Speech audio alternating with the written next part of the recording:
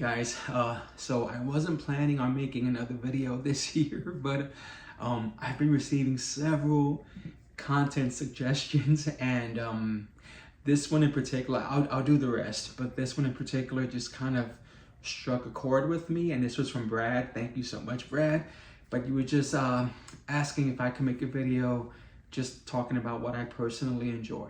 And to be honest with you, like, I was really like conflicted on how to make this video, because if you know me, there has to be a specific angle, a specific aspect that I approach things. And so that's kind of what I was thinking of. And to be even more honest, when I first thought about making this list of things that I like, my first instinct was to fall back into that whole dating app profile stuff where you're like, I would say something like, oh, I love kayaking. And I could totally pull that off. Like, I have the pictures to prove it of me like kayaking in Mexico and kayaking in Puerto Rico at night to see the Bio Bay.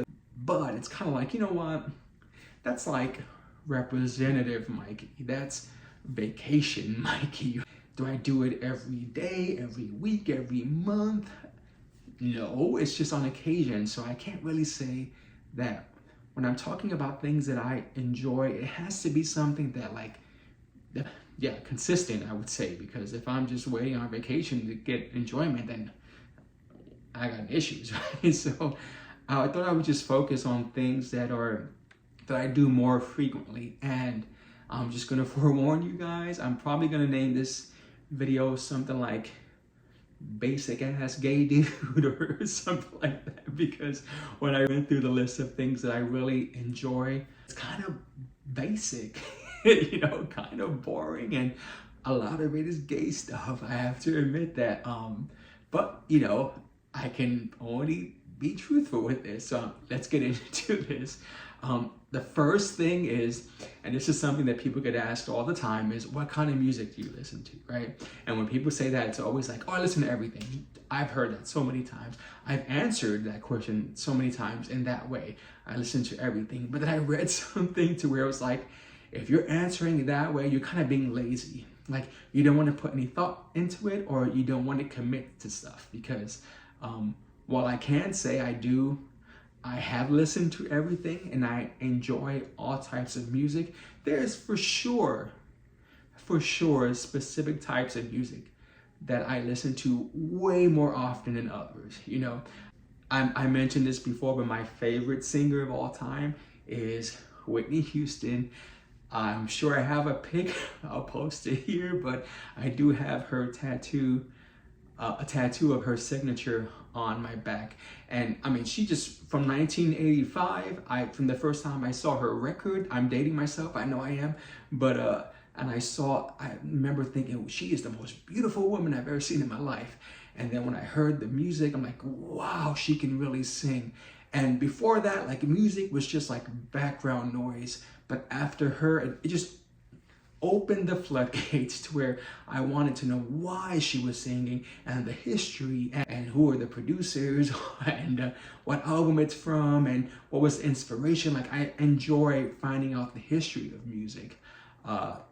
It's all because of Whitney Houston, and because it was her, she's the genre that I would say I listen to the most. So anyone who is adjacent to the Whitney Houston sound is what I listen to. So I also love musicals. Growing up in New York, I went to see Cats as a kid, and like, I love them all. I love Rent and Hamilton and Wicked and on and on. Kiss of the Spider Woman, which I hear J-Lo is gonna do that movie, and so I'm so excited for that, because that is one of my favorite musicals, just lyric wise and story wise. So yeah, again, I can get totally nerdy when it comes to music.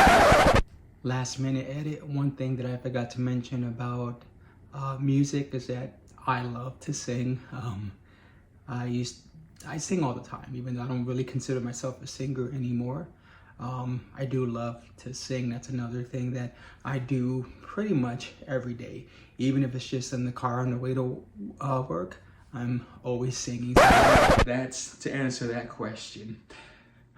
Okay, the next thing that I really enjoy is movement. And I remember seeing something about how movement is good for your health. And things that I kind of always loved to do, I do more after learning that. So like dancing, I dance, I love to dance, mostly Spanish. I have a, it's like a genetic thing, I guess, but I do like to move my hips and do that, do a little salsa. But I enjoy all types of dancing.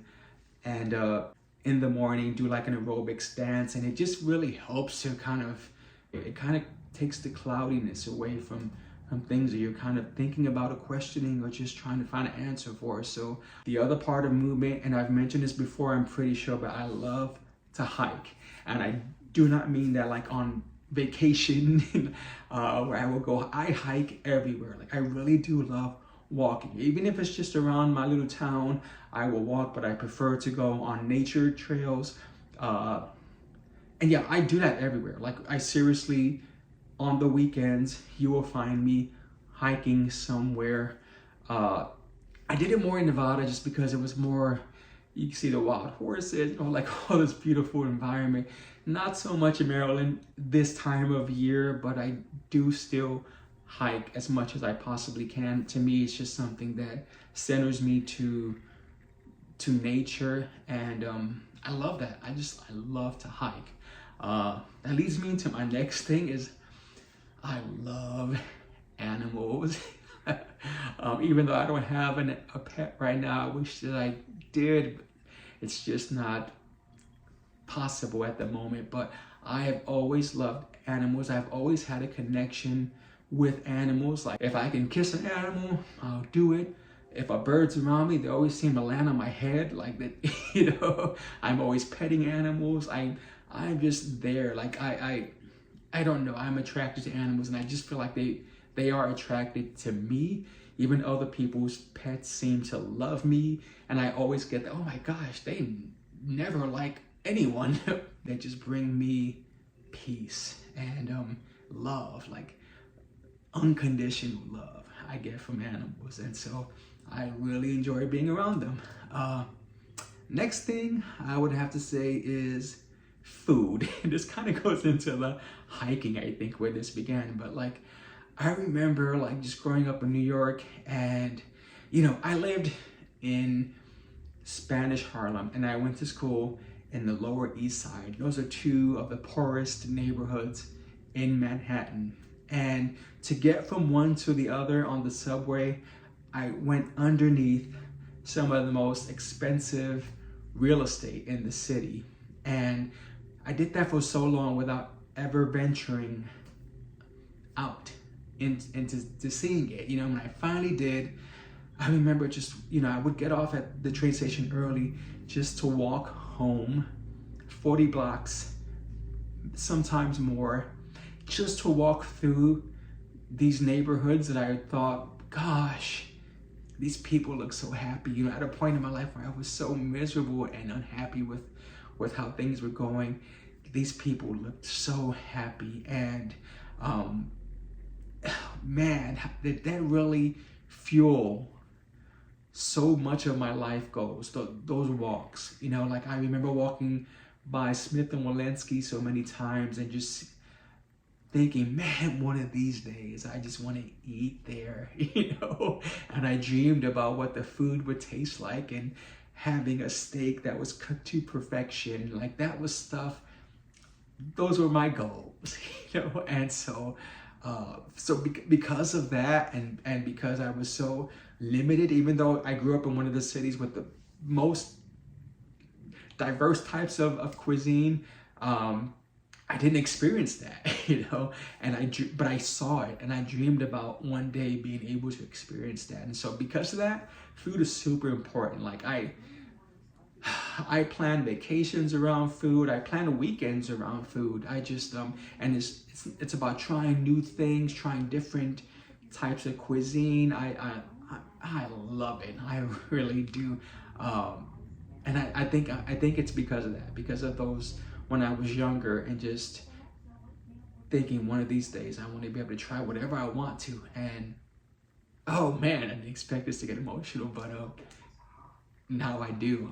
And I make it a point to make that little kid inside of me happy, and make him see, yeah, you have done it, you have reached it, and with food, who would have thought food would make me emotional? But that's how much of an impact it's had on me. And that actually even goes into like TV, because that's the next question. What do you watch on TV? Honestly, I do not watch much TV. It's usually when I get home, I'll just put it on the food channel, just watching food, right? I don't watch much, but outside of that, again, I'm the basic gay dude. So like growing up, I loved Will and Grace. I loved Ugly Betty. I mean, oh my gosh, one of my favorite scenes of all time, as far as like just being emotional, was in Ugly Betty. I think it was the end of season 1. Man, that scene still brings me to tears. Don't hurt him!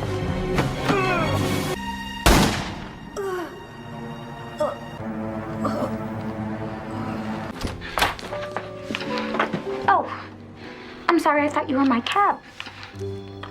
I'm looking for Hilda Suarez. I didn't believe hard enough. Loving is enough.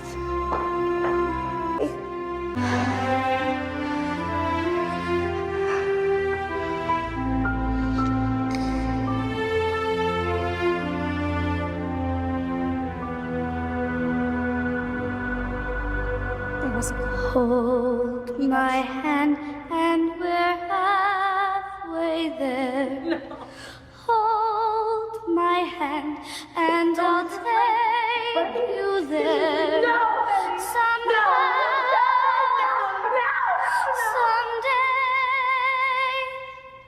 someday, somewhere. Yeah, RuPaul's Drag Race, I watch them all. I do. Not just America, but Canada and Versus and Philippines and Spain, and I watch all of them. I don't know, I'm a gay dude, so I love the transformations. I love the creativity, the artistry that they have, and maybe it's because I'm just used to seeing drag queens at bars and clubs and seeing them perform, and just to see it on a professional level like that, it makes me happy, and I do watch it. But here's the thing, all of this stuff, everything's about bettering myself and just, wonderful, historical, all that stuff. But another thing, I'm going to admit it right here, I'm gonna admit it, I love the trashy crap too. So like the Real Housewives, the Basketball Wives, Love and Hip Hop. I'm not gonna say that I record them and I watch them faithfully, but if there is a marathon, I get hooked. Catfish is another one, like if it's on, I watch it, and if it's another episode, I will watch the entire thing. I just love the human dynamic, and I love watching humans interact on a real basis, But another thing I would probably say for TV is like a stand-up comedy. I love stand-up comedy. I love them all. Probably I would say I know for certain my favorite is John Mulaney. And I think it's because his comedy is just very awkward, kind of like me, and just very, he says things that I think in my mind, and he just says it out loud, and yeah, I relate to his comedy. I just relate to his humor so much. But there are tons. I love stand-up. I will watch stand-up all the time. Really, yeah. Okay, so now movies. That's another big thing. When it comes to movies, the movies that I enjoy are, again, I love gay romance. I do. It's the dream, and I will say most of the gay romance movies actually let me down, because there's an element that was like, okay, this is like super fake, but still, I still watch them and I still love them, just because of, in my mind, I'm kind of like rewriting the movies, like, okay, no, this is how it actually should have been, and this would be more realistic if it was this way. But I still enjoy them. I still love just seeing two men fall in love on TV. in a movie. I do. Outside of that, I love sci-fi movies. So it's kind of like any movie that's like dystopian, post-apocalyptic, I'm there for that. Again, I think that's more of just the humanity of it, and how humans survive and how we interact with each other. So even going back to TV, like Walking Dead, I didn't get into it at first, but towards the end I did, and it was just because I connected with that part of it, just of human existence and how does humanity move on in a crisis. With COVID, I think we all had a taste of what that was like, right? But yeah, I kind of love stuff like that. Let's see, what else? Books. I love books. No, I don't. I'm kidding. I don't love books. But what I will say is that, again, I do like a romance science fiction book.